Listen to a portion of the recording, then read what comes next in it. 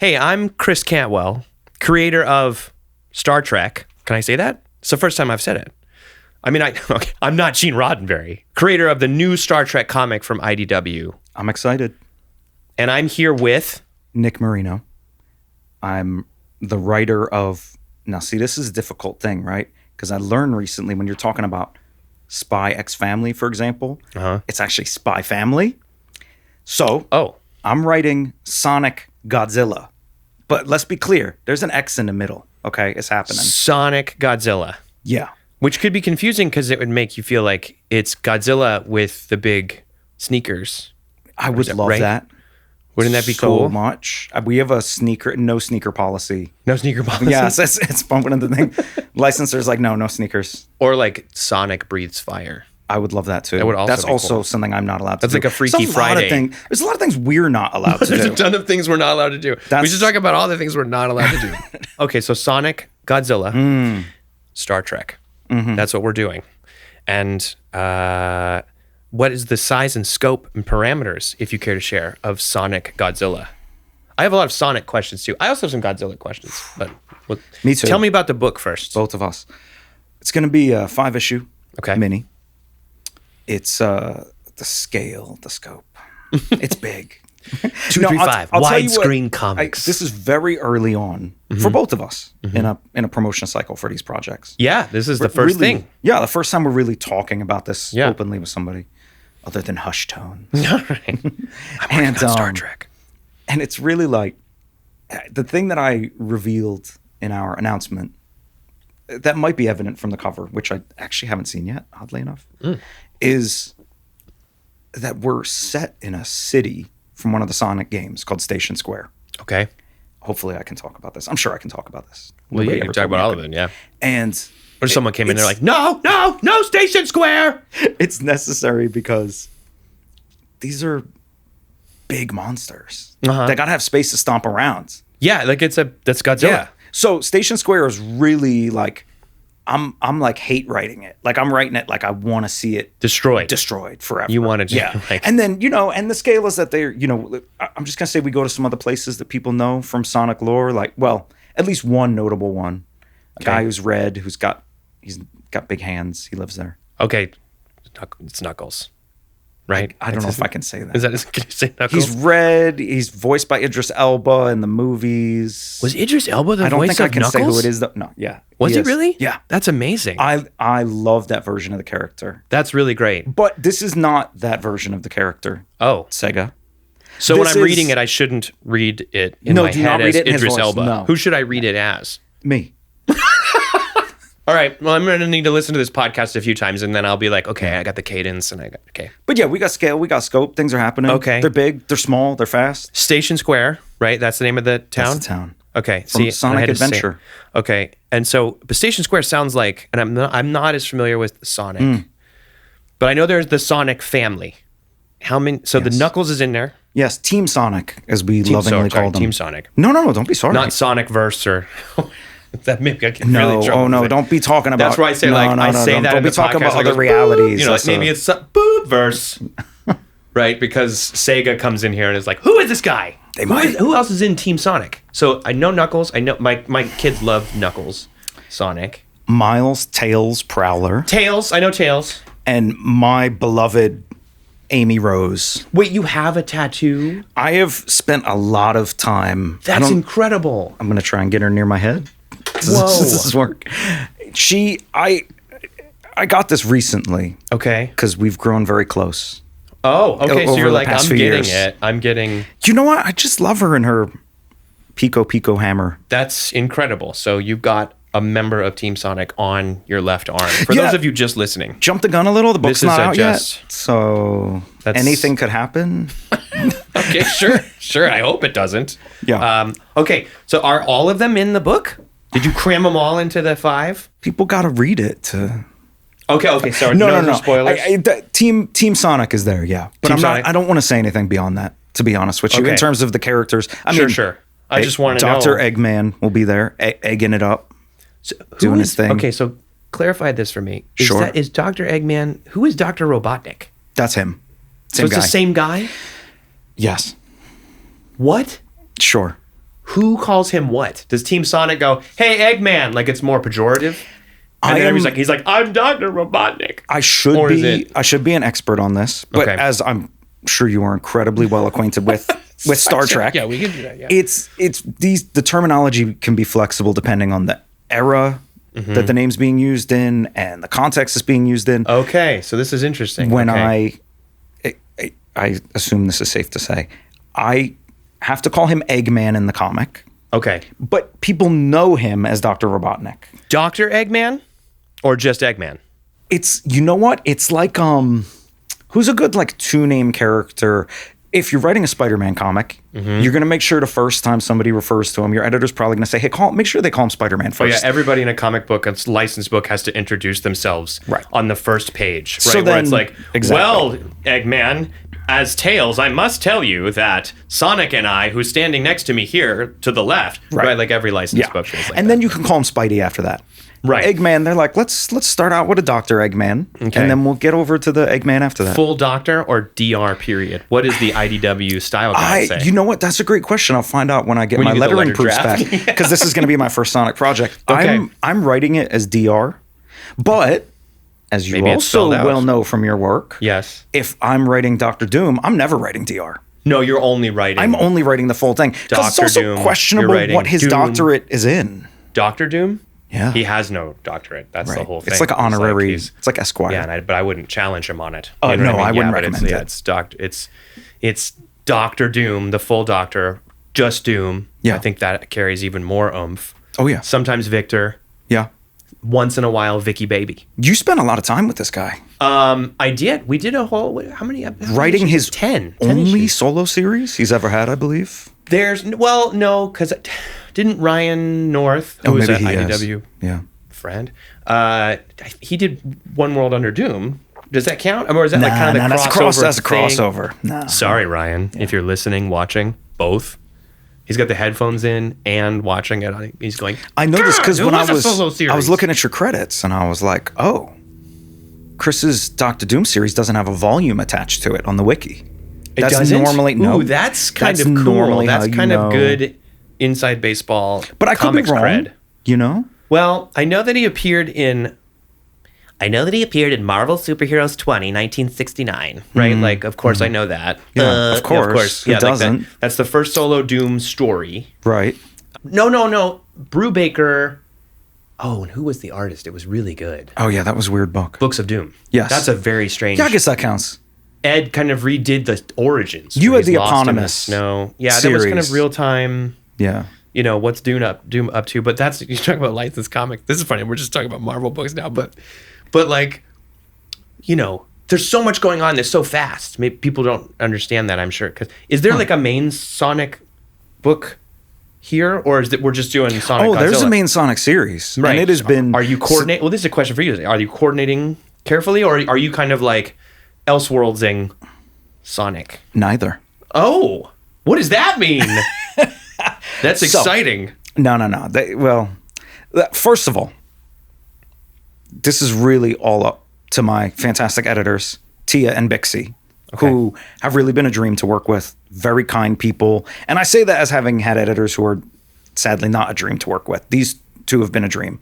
That's their department. I don't get to make those choices. However, what I've been requested to do is to make sure that this feels completely relevant to the versions that you're seeing in the comics. Cool. But as I was recently told when I interviewed the Wonder Man showrunner, Andrew Guest, very nice guy, it's a no homework comic. So you go into this not needing to know what's going on in the main Sonic series. I don't necessarily expect these events to be reflected in the main Sonic series, but the characterizations will be consistent with what you see if you're picking up that monthly book. Got it. Okay, that makes sense. I think that's great. So for those listening, you just pick this up. You're like, Sonic? Oh, yeah. I played that in the 90s. Or Sonic, I hope all 17 members of Team Sonic are in this book. All 17. Right? And they're there. Or I love the main comic. This is now I'm going to see Godzilla come into the picture. Yeah. So it's for everybody, which is great. The thing I was going to say was at Marvel, I did a story where Doom was trying to take over Symkaria. Right. And annex Symkaria, and he was the victim of a coup attempt. And at the same time, in Spider-Man, Doom was assassinated and shot on a podium, and in my first issue, he was shot in the head. And I was like, oh, okay. Yes, we've coordinated to make sure that Sonic is... No, I can't. Well, I have to be careful what I say. What's great is that the Sonic editors will not receive similar they're such treatment. pros at this, right? Because I was so like, oh my God. Right? And they were like, no, man, it's a Doombot. You know, like, it's fine. He's a Doombot. Like, it's all good. I love a Doombot. Like, yeah, I want to move on to Star Trek. This is very important to me. Yes. I'm a huge Trek fan, but I need to talk about one thing real quick. Yeah, let's do it. Dr. Doom's nose in your book. What happened to his nose? You know, LaRocca. Oh, it's like super he really went twisted up, right? Well, no, I don't know. Do we see it? Oh, yeah, no, he takes his mask off. You let him take the mask off? Oh, this Chris. Everybody always like, well, can't take the mask off. If you read every Doom story, it's like at some point they're going to take his mask off. And he's either going to be gorgeous, like, you know, John Hamm, Lee Pace, you know, like he's scarred from the inside. Did you say Lee because that's your buddy? Sure. But also, or it'll be like hideous. The funniest ones to me are where it's like Victor's like, don't look at me. And then he takes his mask off and it's just like a little... You know, like I like that. That's my like he had a little bit of a fungal infection right here for like 4 months, and he put some cream on it, and it just discolored a little bit. And he's like, "I can't be seen ever again. I must be a monster." I believe that was Kirby's preferred version right, from what like I've been told, and I like that. Yeah, where it's just whatever Jack says, just let him. It's like that's the best. No, version. I was obsessed with this book when it came out because Salvador LaRocca, yeah, this guy's art style's changed a lot over the years. Yeah. I feel like he was starting to get into his photo reference bag at this time. And my theory, which you would know way more than me, is that he had somebody put on a mask to work from. Oh, interesting. And therefore the nose became very pronounced. Oh, I should ask him. It's fascinating to me. And he catches lots of crazy angles on the nose. Lots of like upshots and stuff. The armor nose? Yeah. The mask nose? Yeah. That's interesting. I have to go back and look at it. It's interesting to me. Because I feel like a lot of people downplay it, but he was like, I'm not afraid of this. This is a guy wearing a... Yeah, because sometimes it's just like, Tony is like this too, right? Like Iron Man. Right. Oh, I mean, that's a whole... What's funny, when we did Iron Man, it was like Alex Ross would draw the nose on every cover. I know, because he's a troll like that. And there's nothing there. It was Kafu would be like, bloop. You know what, though? You got some all-timer covers out of him for that series. That was crazy that Alex Ross did the covers for those. That was good. Nuts. And he was really like, he's like, I'm going to go into my Dayglow era for these. Right. And he went in. Like, and I was really, now I was like, I would go in and be like, what character has Ross not painted? Oh, that's And how good. can I get Ross to paint? I got him that. to paint Frogman. You know what I mean? Like I was like, that's a master I got Alex stroke. Ross to paint Frogman. I'm sure I didn't make him do anything. He'd be like, I don't want to do Frogman on this. Be like, okay, you know, but he did it. Yeah, I can't imagine he had any problems with that. No, none at all. Love that he's carrying the torch for whatever iteration of a character you didn't think someone's carrying the torch. He is. Yes, where you just look at it and go, that's perfect. It's amazing. Yeah. Let's talk about Trek. Okay. I have a friend who swears that she's not a Trekkie. Mm-hmm. She is a Trek fan. Yeah, I feel like the term is a little, people don't love that term. I think it's complicated. I'm sure it is. Do you ascribe to either of those communities? You mean people who call themselves Trekkies willingly, or people who say I'm a Trek fan? I mean, have you been made a Trekkie just default by Defiant, Lore War, Red Shirts? Yeah, I mean, I feel like I was before. I mean, I discovered it. I started reading Trek and. Not reading. No, I started reading Star Trek. Mm-hmm. Like that's when if you're not just watching Star Trek, you're reading Star Trek. That's a good distinction. Level, yeah, right? when you move over, like where you go, you can flip and catch it, but when you're seeking it out, and you're picking exactly. it up. Like you look at the original series and you go, well, okay, what is that? 3 times what is it? 20 or 22, right? So you're looking at, I don't do math well, so that was 66 episodes or something. Sure. Where you blow through those and you go, what else is there? Right? That's heavy. But no, when I was in 4th grade, I was going into 4th grade and I got my first Star Trek novel because that's when I discovered So this is like series. 2008, 2009. This was 1991. No, you know what? I do think we are the same age. Are we the same age? I think so, yeah. What year were you born? 82. 81. Oh, okay. So close. right on the cusp. Yeah. Reina was -11. Good for you. No, she was probably like -20. Reina, can you turn the camera towards yourself? Are you allowed to do that? No. Okay. Yeah. Reina's on the other side. of the cameras. This is like two guys talking about Howdy Doody. Like, I loved it when Howdy would dance. Dude, it really is like that, though. It was hard to see the strings because the TVs were so bad, but boy, it was such a great, all the lore around Howdy Doody, you know? That's okay, John but Lasseter. You know what my version of that is with Trek? What? That they wiped the practical out of the versions of the episodes that you can stream. In terms of like the ships and stuff. Oh yeah, they did the updated version, which some of it I struggle with that. Some of the ship work is kind of interesting, but yeah, because like I watched. No, it's not that it's bad. It's well done. But I know there's like changes the feel. You want to see the. I mean, there's a great photo I just saw actually of the guys who built the Enterprise model, delivering it to the gate at Paramount, and they literally have it. It's like the size of a mini fridge, and it's just on a wooden raw plank. And they have it next to the curb on the sidewalk on like, what is that? Melrose Avenue, yeah. Right? Just on a curb. 1964, right? And it's like the three guys is kind of, it looks like they're posing with like a prize bass. And they built this amazing thing that is like indelible that people are now, here's a CGI model of it. Here's this, here's Strange New Worlds version here. I mean, like this thing has been around for so long. Just this one simple design, and I know it's so cool. I love stuff like that. It's a fascinating thing to consider.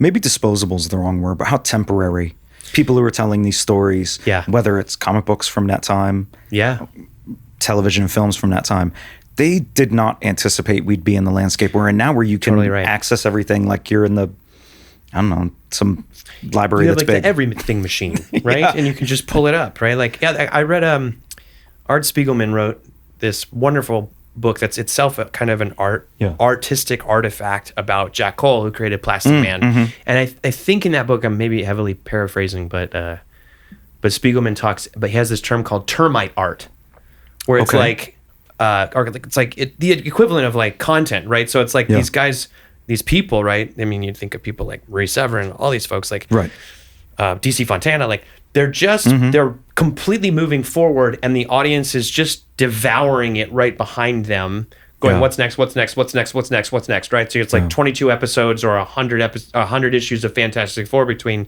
Jack and Stan, and they're like, I don't know, and they hate each other by the end, right? Or even Jack Cole being like, his face can pull around an entire light post in a small duplex, a tenement building, like, and they just kind of just go. So there's no backwards looking nature to it, right? There's no preservation or very little, right? All of that stuff, they just got to like generate, which is, it's the way the internet works today, right? It's just like blah, blah, blah, blah, blah. But that idea of like, they had no idea. I mean, because even if you look at like Sonic first appearance is probably around the time I'm discovering Trek, maybe a couple years after. I think it's right? Like he's been around for 35 something maybe years. Last year, I believe, was his 35th. According to IDW's marketing. Okay, so yeah, exactly. Like it's that, and then you look at Godzilla, and you're like, that's before Star Trek, right? So so now here's a question for you: Sonic, Godzilla. Which one did you come into going? Oh, I can go deep on Sonic, or I'll do Godzilla all day long. Or this is a challenging thing, and I think you'll be able to relate to this because you encounter all kinds of life forms in the stories that you're telling with Star Trek. Mm-hmm. I feel like we're having like a battle of like trying to relate the conversation back to each other. It's like, I think we're both very considerate. No, we are. We're both very good guests. Not great hosts, but good guests. You're doing a great job. Writing the kaiju, the Godzilla monsters, it's very difficult because there's no real communication that they're allowed to do. There's no introspection. They don't even have pronouns. They are it. Interesting. Yeah. There's a very limited range of what you can have them do, right? Mm-hmm. So I don't know what life form you would have written in Trek so far that is analogous to this, but there are a lot of challenges. And ultimately, I kind of write the characters like they're forces of nature. That makes sense. Maybe with a little implied storm, empathy, right? Like it's like if a storm, a hurricane that is sentient. Yeah, like one of the storms hates you more than the other storm. Right. Do you know what I mean? Right. Like that's and kind they of hate each other the most. And I find that interesting because I'm fascinated by what we qualify as sentient life. So we see these kaiju as sentient, but they're no more or less sentient than I don't know, a microbe or something like that. Right? What about like a dog, like a golden retriever? I would consider a dog to be slightly more self-aware Than Godzilla? than these monsters. Yes, You just because lost a dog can all bark of the at you. Godzilla audience just now. Like they're like, what do you think? It's less than a golden retriever? Jeez. But the thing is, their problems are on such a different scale, right? Godzilla may have seen a dog. Mm-hmm. And you know what? If you catch Godzilla on a good day, Godzilla's going to save that dog, or at least not kill Save the it? dog. Really? Maybe really like Godzilla. intercede, and that feels If- like a higher philosophical. I mean, now if you're in like If I want best of all Godzilla to save the possible dog. worlds, right? Like in lesser evils result in greater justices. If you're doing Godzilla will intercede and save the life of a dog on a good day. Which a good also day means for the dog. that contextually Godzilla has things going on that are different Oh, yeah. every day, right? Yeah. But that's a higher, because my dog wasn't going to save another dog. You don't well, know that maybe until your No, dog's that's true. put to Like the test. Like dogs like pull people out of fires and stuff. That's right? what I'm Maybe saying. that's just television. I think that's actually happened though. It happens. Yeah. Yeah. No, dogs So, are okay, so dogs are we're- empathetic. I think dogs are more communicative. They're more self-aware. They know their names. Does Godzilla even know its name? I can't answer that question. Maybe. You don't answer it in the 5-issue miniseries. I don't believe that we Does do address Sonic it. ask that question? Are he and Tails like, do you think Godzilla knows his own name? They don't know. Well, you know. And then they can't say his, I'm right? finishing. And then someone says, it'll be no, its. Tails. It's it. Do you have any its? do you have any its in your books? Do you have any its? Someone where it's so low, Kirk kind of just pushes it over with his foot, you know? It's very challenging. They're even Kirk is not in my book, by the way. they is a bit step too far, even Right. for the singular. For Right. Godzilla. It's it. They plural. You think there'd be an interesting story there where like some scientist is like he, and they're like, why would you say that? And he's like, Well, it's controversial among the fandom too, because depending on interesting. the iteration of Godzilla, some people say, "Oh, that Godzilla's clearly female, and that Godzilla's clearly male." right. But I would like to clarify that in Sonic Godzilla, Godzilla is it. Godzilla is it. That's the tag. Like Coke. We don't have any its. Maybe it was a missed opportunity. I don't know. We've got Maybe Star it Trek is is. very. You know what I'll say? Star Trek's the other way. Mm-hmm. If we're talking about these kind of legacy sci-fi things, Yeah. Star Trek is all about. This is what it's tough because you when you talk about stories and when I talk about stories with people, you're trying to find the humanity in the character. Right. It's weird to say that with Star Trek because people go, well, there's a million different species. You know, like a Cardassian would be offended if you called him human. So I actually tend to use the word so Dennis Menier is our artist. It's he's just now starting to color the cover, and it's incredible. Shout out to Dennis. Dennis is incredible. And Jody Troutman is lettering, who's one of my favorite letterers I've ever worked with. I am a big Jody fan. Do you like Jody? Oh, my God. Yes. Jody and I worked on a Godzilla book a couple of years ago. Oh, that's and awesome. We did She's a really great. nice signing up here at Secret Headquarters in LA. It was great. Oh, that's great. Would you do it at the old location on Sunset or the new one? Atwater. So Okay, the new one. where they moved. Well, now they can actually have more comic books Yeah, because it the was real nice. estate isn't so. I mean, they've... That whole drag right there. Yeah. So I tend to use the word people just because it doesn't Yeah, okay. necessarily. I'm interested in imply this. I struggle with this too. Organic because human beings, right? Yeah. I want the people aboard the Enterprise because a people is more of a in my term categorical Yeah. term, right? Right. And so people can encompass humans, Vulcans, Romulans, Cardassians, Bajorans, Andorians, all of which are in our crew on our ship, Yeah. right? And then the people who may be half, one quarter, this, that, right? So where does a character cease being a people? Or where do characters cease being people? And where do they become... Like Spider-Ham. Okay. I don't know the context, actually. It's really hard to think of a context where Well, as soon as you use just Spider-Man, that. I go like, well, that's just John Mulaney. You know what I mean? Yeah, I get it. Right. But I think also, but if you go to Star Trek, it's like the crystalline entity was maybe something that might be akin to Godzilla, where you go, I don't know. That's kind of like like you were saying, a weather event Right. that almost feels malevolent because it does seem to have some sort of collective consciousness. Right. Right. But it is activated and so vast. It's almost like scale. Yes. Right. It's like, so for Sonic, how tall is Sonic?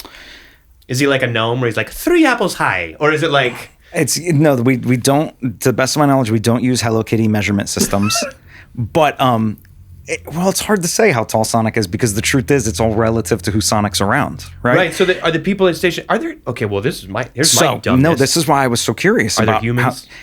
No. Okay. Eggman is the only thing the only human that comes close to a human, and that's really even somewhat. And is he super debatable? Mad? He's super pissed about that. Probably. I don't know. That could be an underlying theme for you to explore in Star Trek Sonic. Right, next Star Trek year. Sonic? Yeah. Star Trek X Sonic? Yeah. Ooh, I would do that. That would be so weird and ponderous. It'd be fun. That would be kind of awesome. Can you imagine him like Sonic running across the bow of the ship? Yeah. Or they just beat all of a sudden Sonic is there and then they just beam down. Yeah. I'd love it. With a tricorder, and they're scanning him. Let's do a crossover. Checking under the ears for, mites or something. So I have They're quite hirsute, Captain. No, I get it. I love it. But will you still say people when Sonic is on the ship? I would, I think. I think I would include Sonic as a people. I don't use that word is not present in any of my scripts. So what do you call a group? With it. Do you call them the team, the group, Team Sonic has kind of their own name. Their innate soul or when I'm talking character. About the many beleaguered residents of Station Square who are having a horrible day. Okay. Because the story's like one day. Right. That's amazing. Yeah. I don't know. I have issues. I just think it's fun to write in a really short space of time. No, those are, I like those. I like real-time stories. But I can't bring myself to say people. I say residents. Right. Citizens, loaded term. We got to get these folks out of here, like Obama. Folks, right? I do think I've used folks once or twice. Yeah. Shout out to there's Obama. Barack for that one. I wasn't using that as much previous to 2008. Folks. And I think it's, residents mostly. Mm-hmm. Yeah, but people, I can't bring myself to do it. I don't think of a talking animal character as a person. As a people? Yeah, that's interesting. What about a Borg? Ooh. Because is a Borg a person? Or are they... How do you well, the collectively plural Borg is Borg. Right, we are Borg. Yeah. Is there a singular Borg? So there's, now you're getting to the idea of individuality, right? Because the singular Borg would be the Borg Queen is kind of... Love her. Who doesn't, right? But it's and there's a couple, right? There's what's-her-futz from Picard, Allison, the actress, Allison Pill plays, I can't remember the character's name. She worked at the Daystrom Industry and then she becomes the future Borg Queen. I just spoiled all of Picard. I did like that show a lot. Right, yeah, but it was the Borg Queen and Locutus was also kind of half and half, right? Look at that Locuty. He's kind of half and half, right? So it's and that came from the Borg realizing we need kind of like a spokesman, right? We need like a person. 7 of 9 not a... No, she was totally fully assimilated. No, but I mean, was she not a person until she was separated? Well, I think that's the thing, right? It's she was able to reclaim her. That's the whole thing, the Reclamation Project and XBs and blah, blah, blah. But now we're getting to this unique idea of individuality. It's fascinating. What dictates your personhood. It's scale again too, though. If we take a moment and really look at it, if we pull out and see the macro, the Borg is kind of like a monster, like a kaiju in a way. Yeah, it is. It's kind of like a kaiju or a crystalline entity or like a force of nature. And I guess the scale is what changes our perception of individuality. Does this count as a person? Maybe that's something. Okay, so am I therefore saying that a talking animal doesn't have agency and so cannot where's be a that person? coming from? Yeah, which is interesting because Sonic is I'm Sonic, right? He has individuality. I mean, the thing that's nice about those characters is if I need to be specific, Sonic is a hedgehog. Right? So true. I don't have to worry. I can say, the hedgehog. I don't have to say but then again, what context would I say that person? Sonic never goes, on behalf of all hedgehogs. Right, he doesn't do that. Because he's speaking for more than just hedgehogs. He's speaking for... You want to know... Okay, now... So what is he speaking for? The residents of Station Square? You want to know something crazy about... This is... Because I'm doing a story of a very large scale with Sonic. Mm-hmm. I wanted to refer to the planet. But I'm going to tell you what that planet's called. Okay. Sonic's World. Sonic's World is the name of the planet? So now we're at Sonic as God. Right? I mean, does anybody stop on Team Sonic? Does Knuckles go, wait a minute, what's the name of this planet? I'm going to raise an interesting philosophical question for you as the co-writer of The Flash. Yes. I believe that speedsters are beholden to their own conditions of existence. I'm not saying Sonic is God, but I'm saying Sonic is certainly, if we're talking about scale, operating on a very different scale of life from many other characters, as is the Flash being. He's kind of like the chosen one, right? Like, and if you go back to Star Trek, it's like Cisco being the emissary, right? It's like, I like this. right? He's like a conduit for something, which the speedsters, Yeah. right? So like Bart, Jay, Barry, Wally, right? Like, and the others. Yeah, the crew. Team Flash. Team Flash. Oh, wait, what are they called? The Speedsters. Flashes? The Speedsters. Okay, Yeah, got the it. Speedsters. That's usually that's what Mark says. Mark Waid says, so I just do what Mark tells me to. Whatever Mark says, I'm like that. A likely story. Which is a good rule in Yeah. comics. No, but we did a thing with Bart Allen where he realizes. Should I just spoil the Flash? That's fine. You said the issue will be out by this point. Yeah, no, it's all out. But like Bart realizes he is the Speed Force. Like there's some sort of. It's interesting the way the characters have approached it because like where Jay Garrick has always like, he almost has this kind of God-fearing, like white guy of the golden age understanding of the Force, where he's like it's a holy mystery, and it's almost like Jay doesn't want to scientifically screw around with it. You know what I mean? He's like, no, we like have this. to respect it.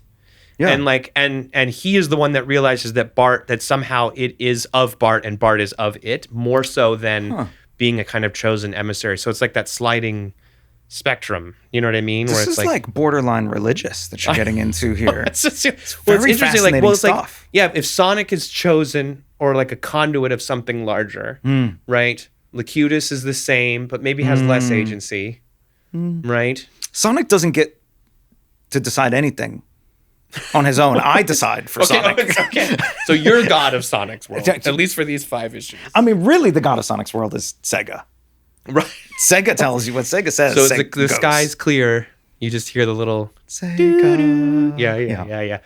And Sonic's like, what is that? You know? Yeah. It's just a tune that's in his head. It's an earworm he can't get rid of. And he's like, what is that? He thinks about it all the time. And it's he's like, what is that? It's like a... I would love to play around with these kind of things. Yeah, we're like the religious order in Sonic's world, like when they ring the bell, you know, it sounds like the Sega theme. That would be really cool. That would be great. So, yeah, it's scale and life. Okay, let's talk about Star Trek #1. So the whole thing for our book is that it is looking forward. I love that. That's how it should be. It's just all the way. This is a 60th anniversary, so it's just, we were just talking about looking forward and not looking back. It is that. And so even thematically, we are addressing, can they / we, right? Can we shed our past and the baggage of what we've been through? Or rather than even shed, can we embrace what we have done and did and were so that we can move forward, so that we can continue to boldly explore, right? Because I love Strange New Worlds and I love, Discovery, all of these kind of building pieces of how we got to where we were. But now it's like, what's next? Yeah. What's really out there, right? Like that idea of like Strange New Worlds, as Kirk said it in the first episode, right? Or, even though it was Captain Pike in the pilot, right? But whatever, the second pilot, right? To boldly go where no one's gone before, right? That idea. So really push. And so the ship is the Enterprise. It's the Enterprise G. It takes place 5 years after Picard season 3. Oh. So it's some of the crew from Picard season 3.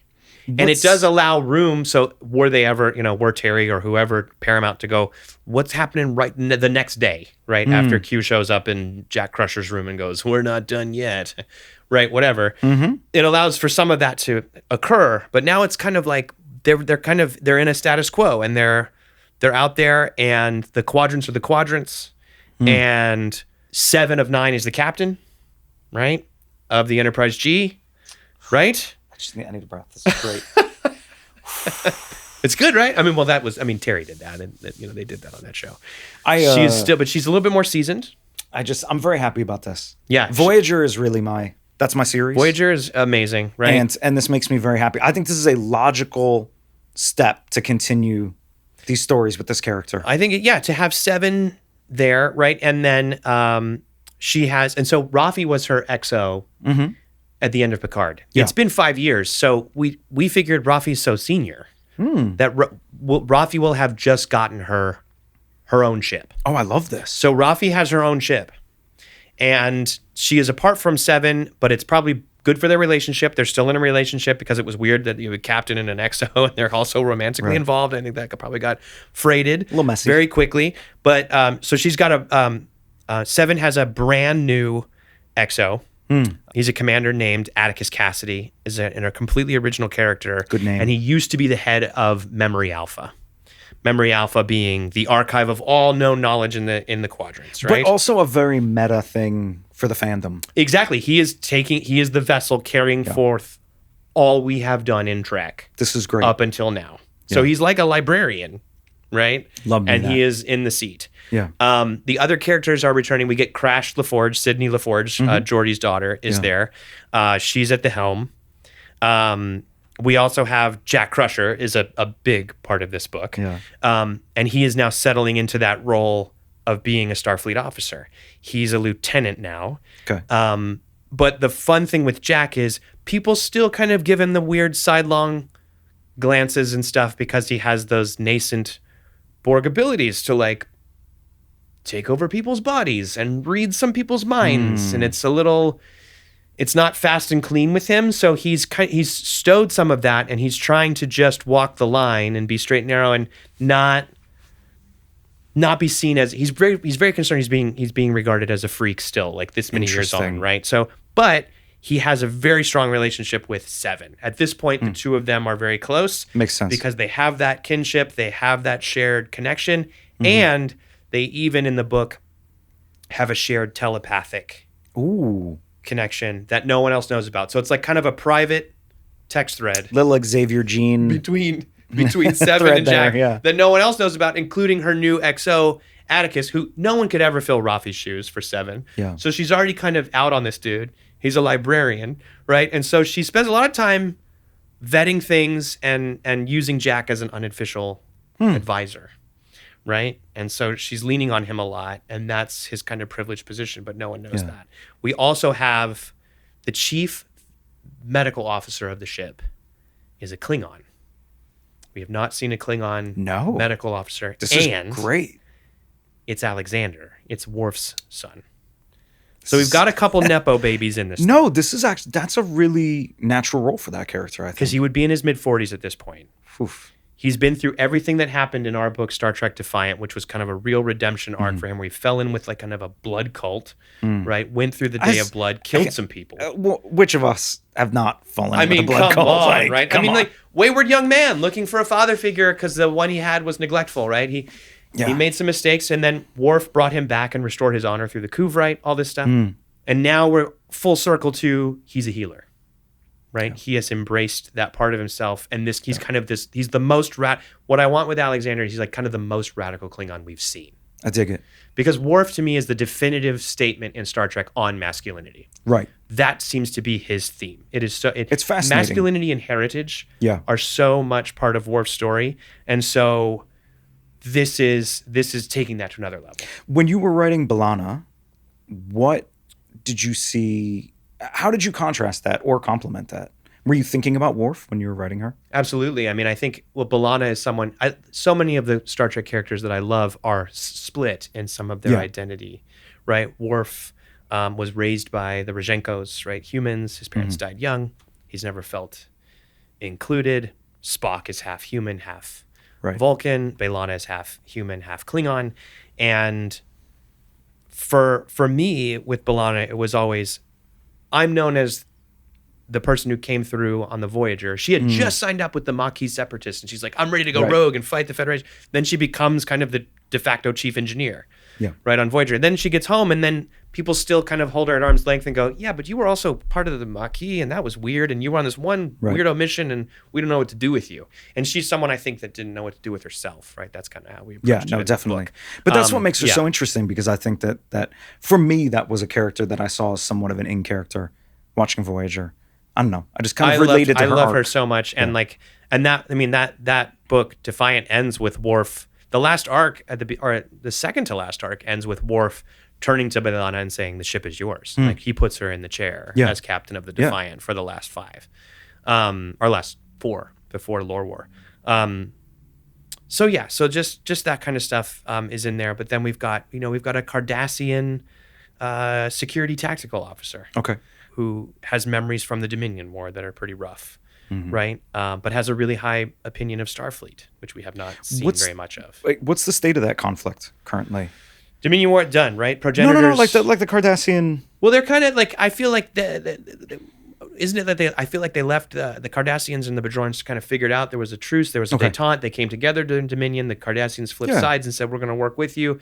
But I'm sure it's like tense. Okay. So of course I have a Bajoran on the ship. You got to. And she is the ship's counselor / chaplain. Speaking of religious things, they have installed her as a chaplain as well as a counselor.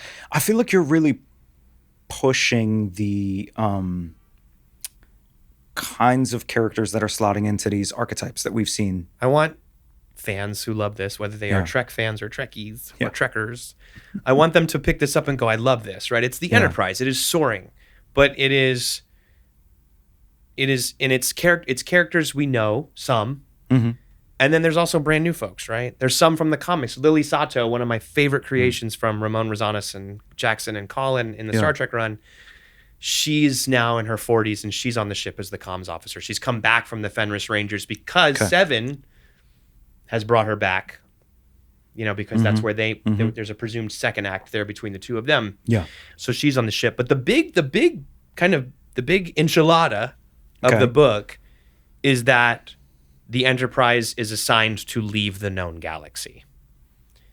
So that alone, that was the big marquee idea that I pitched Heather and Paramount and IDW from the beginning. It was like, and of course, we work with a wonderful guy at Paramount named Dayton Ward, who's also a Star Trek author and kind of he's the Mark Waid of Star Trek. I will say that, right? In terms of the repository of knowledge. Yeah.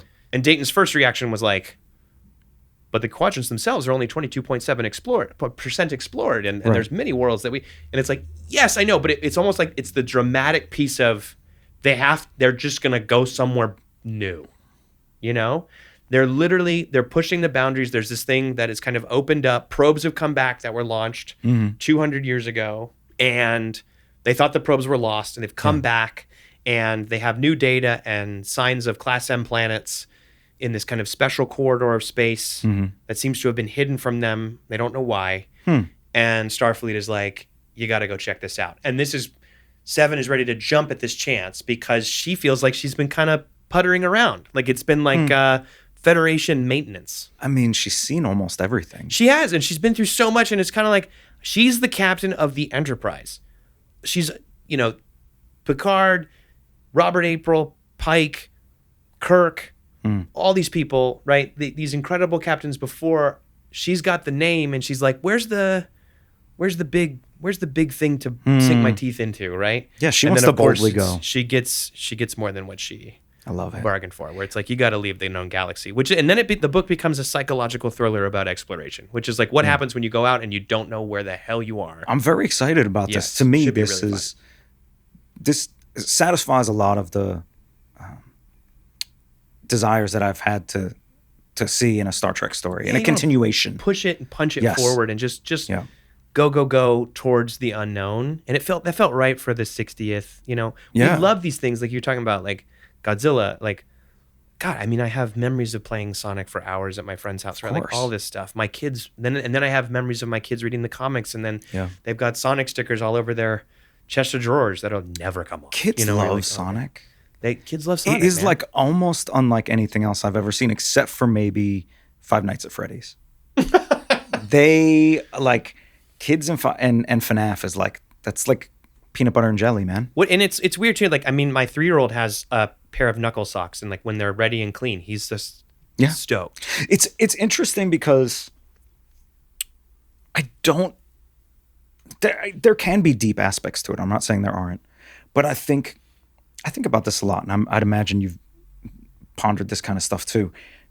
I don't want to say property. I feel like that's not, as a storytelling world ages, right? We add so many layers to it.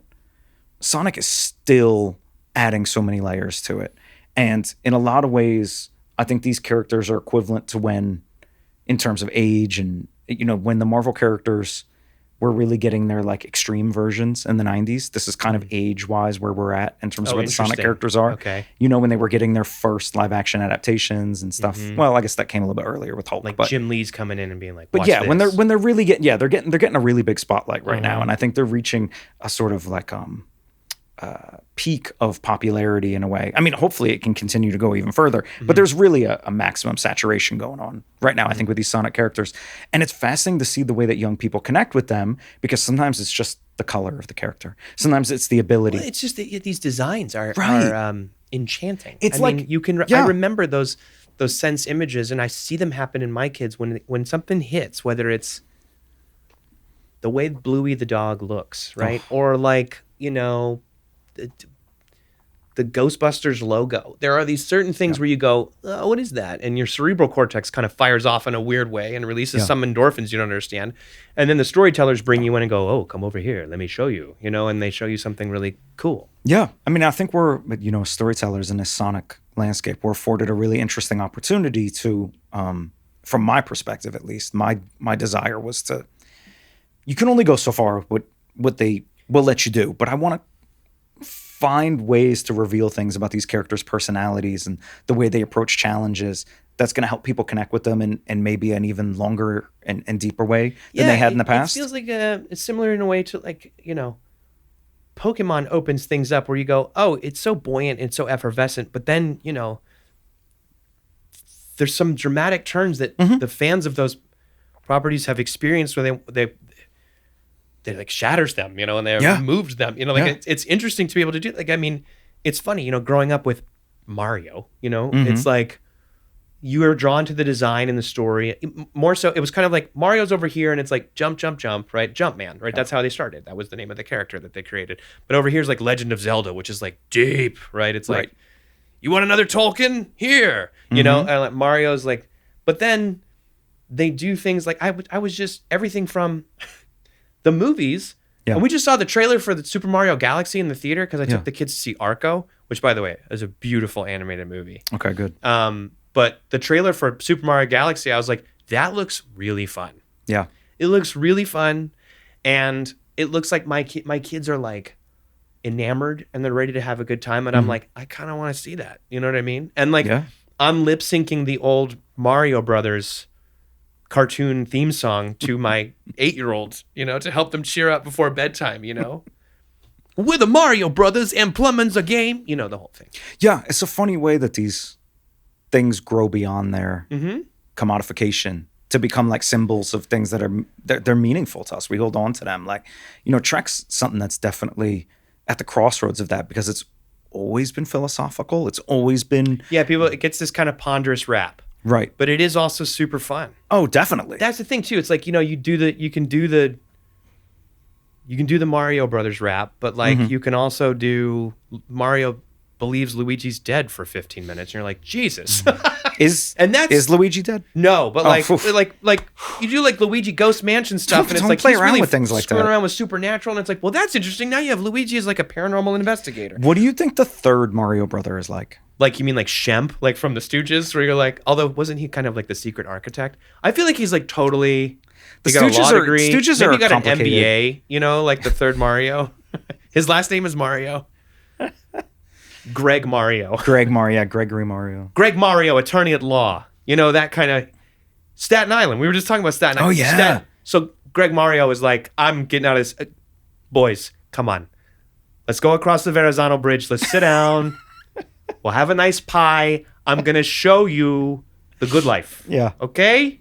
You know, like just with the mushrooms and the pipes and the, come on. You know, like Greg is very much that, you know. Do you think that like when Mario goes to like hang out with his family, they're just like, bro, the pipes, like always with the, it's so gross, or man. is it like Cosmo and Moonstruck where it's like he has like an empire where it's like very respected, where Mario is very much like Vincent Gardini in that movie where he's like, you've got, you know, copper piping is a gift from God. You know, like that. He understands What are those pipes made out of? Well, the green pipes, I don't know. That's like, I feel like that's like, you know, if Olympia Dukakis is the Mario Brothers' mom, she's like, naturally, you're doing too many drugs. You know what I mean? Always with the mushrooms coming over here. We get the pipes and then you went to some. Yesterday I saw Luigi. He was in a dirty raccoon costume in Bay Ridge, just walking around. I would like to read your version of this. For me, I have long dreamed of a scenario in which we could have a Mario comic where we could do these things. I feel like I could bring a slight insight into the characterization here, a little, a little depth to it, but also have fun with it. But I spend a lot of time thinking about these things, and I love that it's kind of like Wolverine in the 80s. Okay, in what way? In some ways, it's better if we don't know. Yeah, where you're not like, his name It's kind of is more actually... fun if there's just a zillion questions. Yeah, as soon as you answer those questions, I learned this, like in making some other projects I've been associated with, like that you kind of build something up, no matter what the answer is, when you just hand over the information. Yeah. It's going to fall flat a little bit. It's better to imply. I've been doing a lot of that in Sonic Godzilla. I hope everybody agrees with that. But I think what you're pointing out too with these different things, right? Whether it's Sonic, Godzilla, it's Trek, Mario, whatever. When these things transcend their first purpose and they become these different flavors for different mindsets. I'll say mindsets. You know what I mean? That's where great. It's like, I want Vonda McIntyre written Star Trek where they're encountering constellation-sized creatures who only sing, and which I love. About the It's philosophy beautiful. of language. But then I also want an episode where Kirk is wasted, and fighting everybody. You know what I mean? Yeah. I want to try to do that in this book where it is forward-looking, but I think in terms of story structure, I'm pulling most from TOS, where it's like, there's a beam that makes everybody mad, but you still build all of the pseudoscience and research into it and go brain wavelengths and things like this. And that's philosophies of that's fun for you as the storyteller, right? Right, absolutely. And, I love and that you talk too. about like, we are our pain. Right. We can't just let it go and forget it. It makes up who we are, and it helps us remember who we are. Yeah. And we carry that with us as kind of a badge that is also a wound. So it hinders us, but also strengthens. You can do this, right? And I think like with Godzilla, I mean, geez, I saw Godzilla -1 in the theater, and it was the best movie I saw that year. It's gorgeous. To see that and Oppenheimer next to each other was incredible, because one was a very anxious Western, what have we done? Yeah. And the other one was, look what you did to us. Can we survive this? That's that was the interesting. question both movies asked. Maybe I haven't been able to bring myself to watch Oppenheimer. I just feel like culturally in the world, maybe multiculturally, we still haven't really reckoned with that decision. I agree. And I think in that movie got some knocks, right? Because it's all... I like this idea of maybe I'll try watching If you watch them them back both, to back. it is interesting, because I feel like any slack that was left by Oppenheimer, -1 picks up and really just carries right. He's destroying those cities, and it's terrifying. Yeah. And then also, but then he is also atomically powered and like all of those things, but there's amazing kinetic sequences. But the movies are speaking to each other in this way. And obviously that the post-atomic age and where Godzilla even came from, right? And like Sonic is maybe a little less clear-cut in terms of what but I think it's also like, those are artists and those are builders at Sega, whenever that was, going, who's our guy? We can never top that guy across the street with the red hat. Who's our guy? Whatever we come up with, they're going to go, oh, it's just the second guy. That's just it. And they created this indelible... He's not the second guy. I remember the first time playing Sonic, and it was so fast. The game, right? I'm sure my kids would play it now, but like the ones now I'm sure are incredibly fast too. But like the speed of that game was like, I hadn't experienced that in a scroller. If you were coming from the NES, as most of us were, trying to wrap your head around the speed in the Sonic games was just like... Playing a Genesis insane. Felt like you were in a Lamborghini, where it's like, just got your license, you're like, this is fun, look, I can make a left turn, and then Sonic, you're like, Street Fighter on there. I mean, Street Fighter 2, like, whew. Just like the capabilities and the speed of those two games alone were just like... And people analyze those games down to the frames.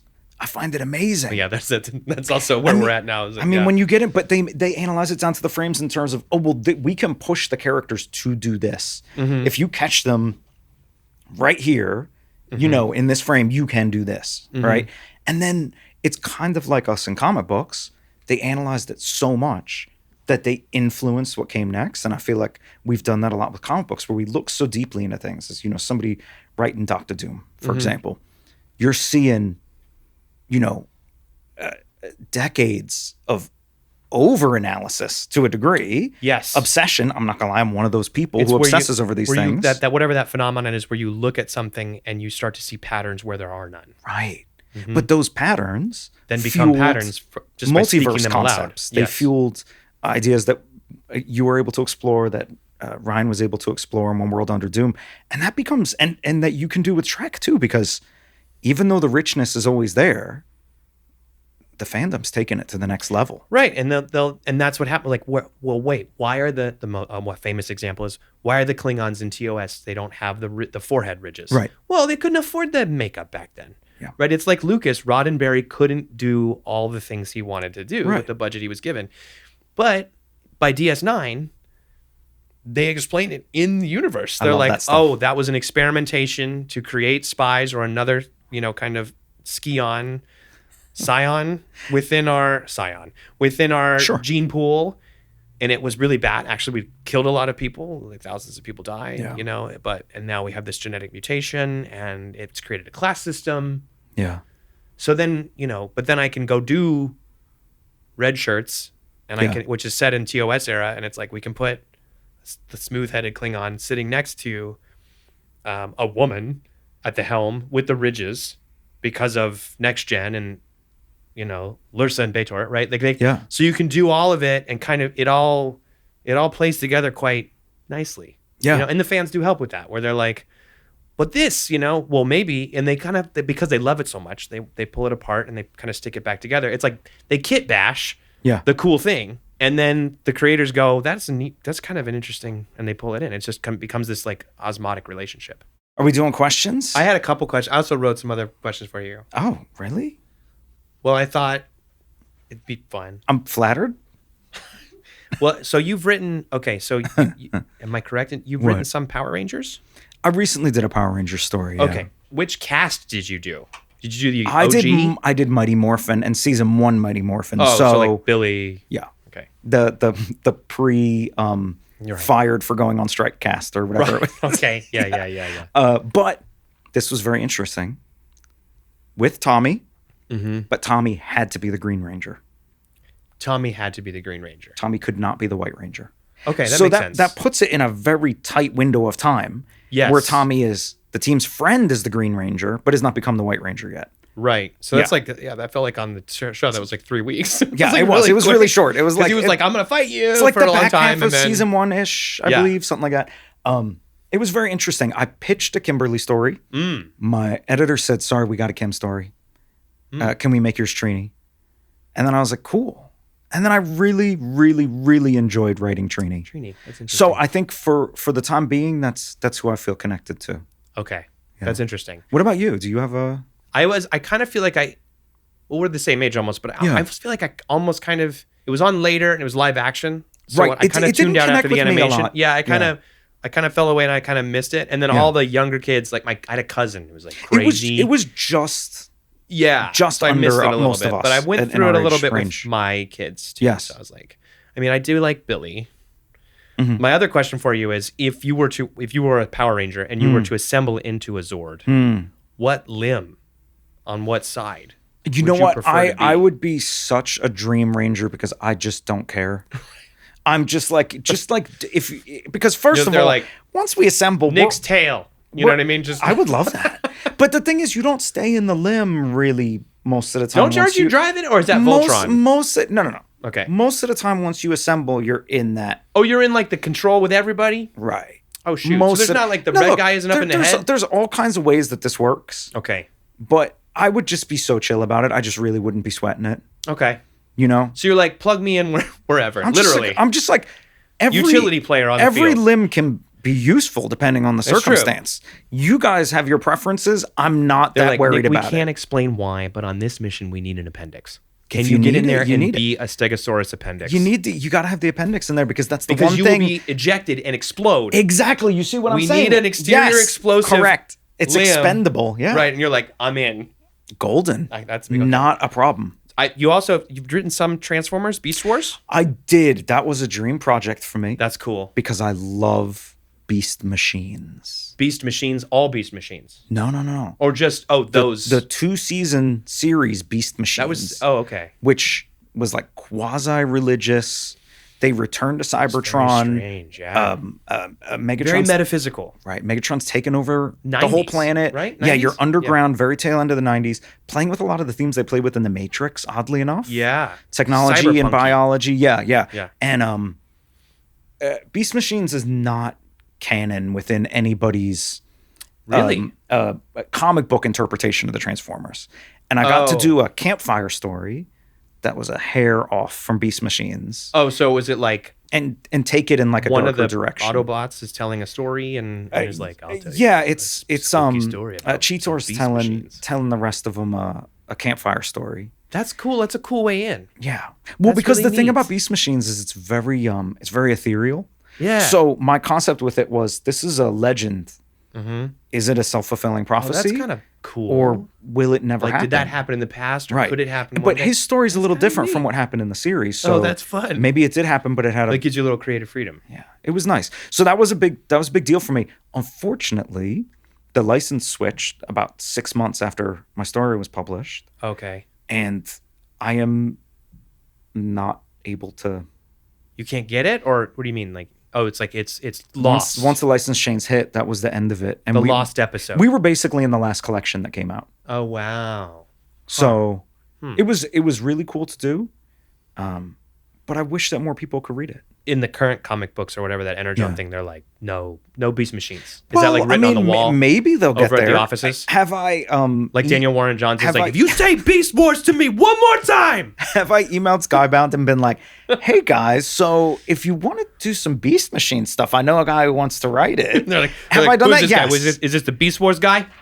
Did they say to me, thanks, Nick. We've got a plan right now, and this just doesn't fit in.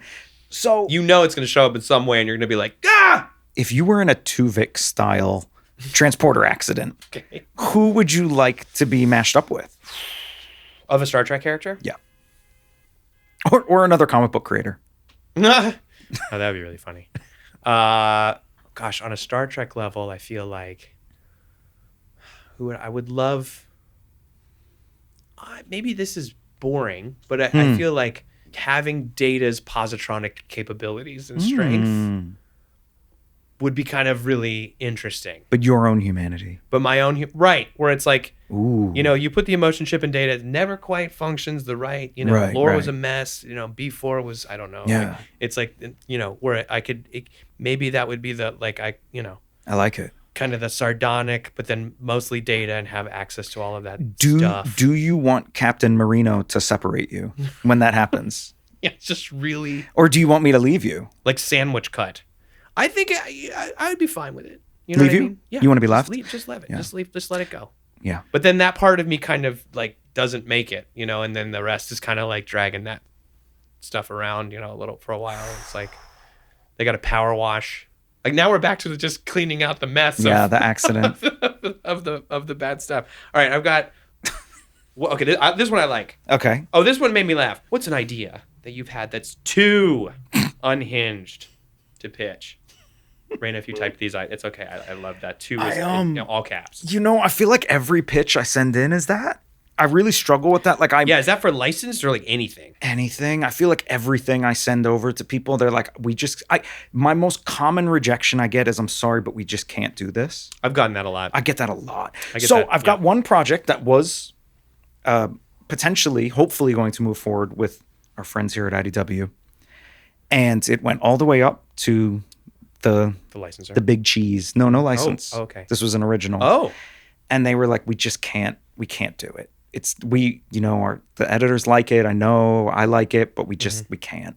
Okay.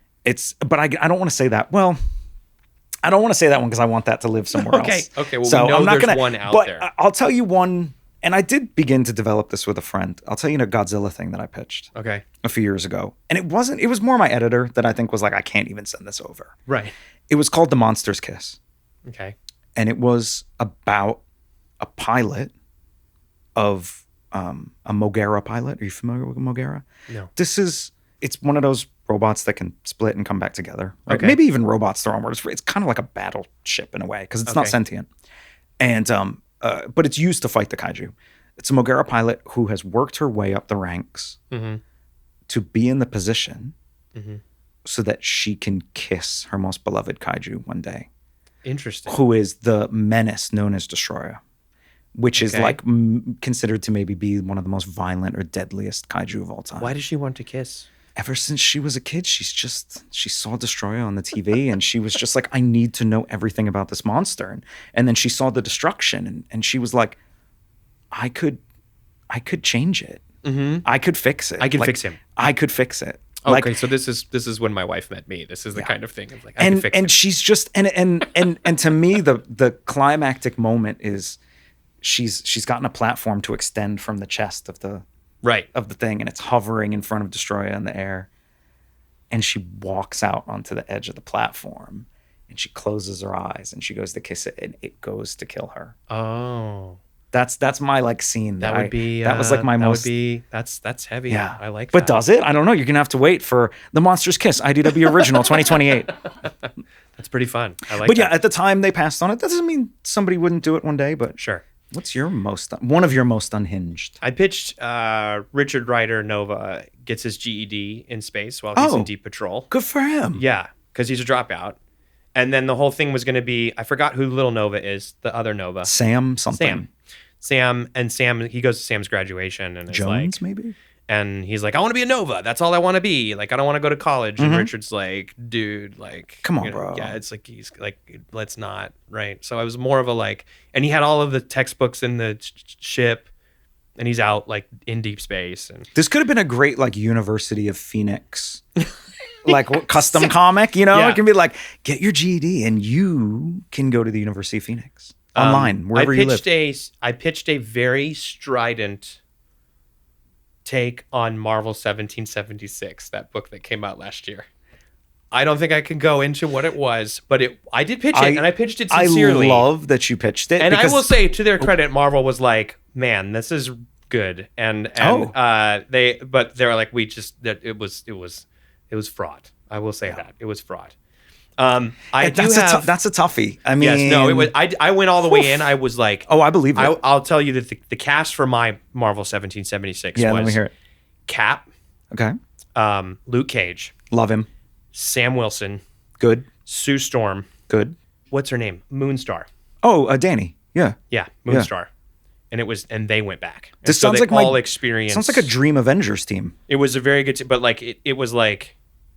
Danny ends up deciding she doesn't want to go back. I mean, can you blame her? No, that was the whole thing. And it was like, and Luke gets there and is like, what the fuck? Right? It's like, that was, and Sue is like, this brings whole new meaning to the Invisible Woman. I mean, there was all of that and I was trying to, but whatever. My craziest original thing that I have not pitched is, and I've never told this to anybody, but it's about two brothers who are really dumb. Okay. And they discover that they have this one superpower. Yeah. Which is that they can throw each other hundreds of miles. I love it. And survive. That's not dumb. They can't do this to anyone else. And they can be hurt by other things, but they can throw each other, like heave each other into the air hundreds of miles. And they land in different towns, and then they help the people in the towns that they land in. It's like Knight Rider. And it's like a road trip, but they throw each other across America, and it's called Yeet Me Bro. I think we have a hit on our hands. I'm just saying, it could be really amazing. And they're really dumb, and they're just like, do it, throw me, and then he lands in like Azusa, or he lands in which like, I love, but great town, by the way. Great town, yeah. Everything in the USA from A to Z. Do they actually say it in the story? Of course they do. Okay, good. I wanted to make sure. Do it, Yeet Me Bro. Yeah, like. But did they just say it once? Like it's like the final page. And the final say it. It's like literally like Yeet Me Bro. But then of course like the government becomes aware. It's like, what are these? Who are these brothers who can throw each other? Like we have to study them, and they like coming after them. But then they're like, we got to like help people but they can only do one thing, which is throw each other really violently very far. But like when they get to the town and they're like helping people solve their problems. That's like normal stuff, and they're not great at it because they're kind of dumb, and they're like, they can't really like, they're like, oh, I've worked on that carburetor, and then they put on the wrong part, you know, or like quantum yeet, you know, like quantum yeet. That's the next arc where they can throw each other through time. Ooh. That would be pretty good. We're doing this together. I honestly feel like IDW, you know where to call. I feel like this has a lot of potential. That's my crazy. You got a winner on your hands with that one. I think so. I think it'd be really fun. Should we wrap it? I think we should. You can't top that. Okay. All right. So this is where we say it's over. Yeah. That was fun though. Chris, I really enjoyed talking to you. I enjoyed talking to you. You're a very interesting guy. You are an interesting guy too. It was our first like big conversation. Yeah. First hang. Nice. This is our first hang. Yeah. Thanks, Reina. Thank you, Reina. Behind the scenes. Thank you. Shout out to our editor who we don't know, but we are at your mercy. Yeah, just do it. Make it sing. You know, that's all I can ask for. Yeah. What's the name of your book again? Sonic Godzilla. Mm-hmm. But Who's remember, your artist? Thank you. I have an incredible art team working on this title. Jack Lawrence, our illustrator, and Reggie Graham, our colorist. They together are doing beautiful work, and they have really answered the call to provide scale, action. Nice. And the thing that really blew me away, how much they embraced the city in this, which is not an easy thing to do. Drawing cities is like, oh man. Yeah. And you know what? Jack was like, I'm gonna dive into it. And Reggie's like, I'm gonna make that city look so good. Reggie's asking me like, hey, like what time of day are we doing here? And I'm like, oh my God, I need to get more into it in the scripts. Yeah. Like they're inspiring me to want to push things further. So I feel really, really fortunate to be working with those two. And you said Dennis? So Star Trek #1, I believe, is coming out later this year. And the artist is Dennis Menier, who is incredible. He did an independent book called Aetheris that I think is gorgeous. He also did a cover for Last Starship, which is a wonderful Star Trek book that's out now.